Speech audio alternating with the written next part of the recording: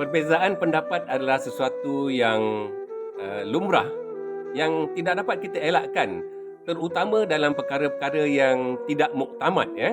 Perkara-perkara ranting, perkara-perkara kecil, ya.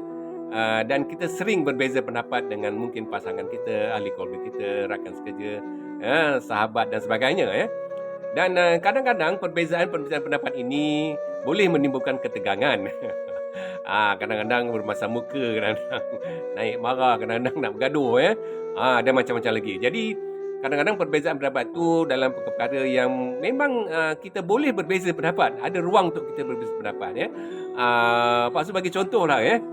Misalnya kita ada pandangan tentang jenis limau yang kita nak makan, ya. Pak Su suka limau kasturi. Amin suka limau nipis. Abu pula suka limau Bali, dia nak besar, ya.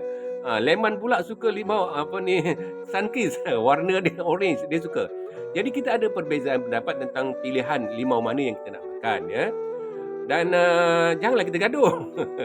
Dia suka limau Bali, biarlah dia makan limau Bali. Kita suka limau nipis, kita suka limau kasturi.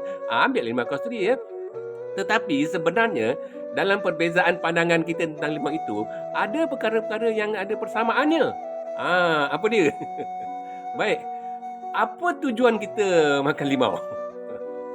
Walaupun rasanya berbeza, warnanya berbeza, bentuknya berbeza, nama pun dah memang berbeza, ya. Saiznya berbeza. Apa tujuan dia? Sebenarnya kita ada persamaan di situ. Kita makan limau kerana kita nakkan vitamin C. Bukan besar dia, bukan rasa dia, bukan warna dia. Asasnya lah kita nak vitamin C. Semua orang makan limau kerana nak vitamin C. Pak Su pilih limau kasturi kerana kajian menunjukkan kandungan vitamin C dalam limau kasturi paling tinggi. Nampak macam cerdik sikit lah, kan, ya? Baik, kalaupun kita berbeza pendapat dalam suatu perkara, di sana ada perkara yang kita persamaan, persamaan nilai, tujuan dan sebagainya. So kita janganlah besar-besarkan perbezaan-perbezaan yang sifatnya teknikal tadi, ya. Ada benda yang kita ada persamaan dalam perkara tersebut. Utamakan persamaan itu. Jadi kita pun okey.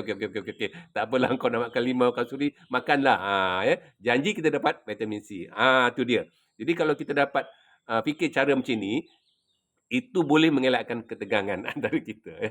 Okey, jumpa lagi. Terima kasih.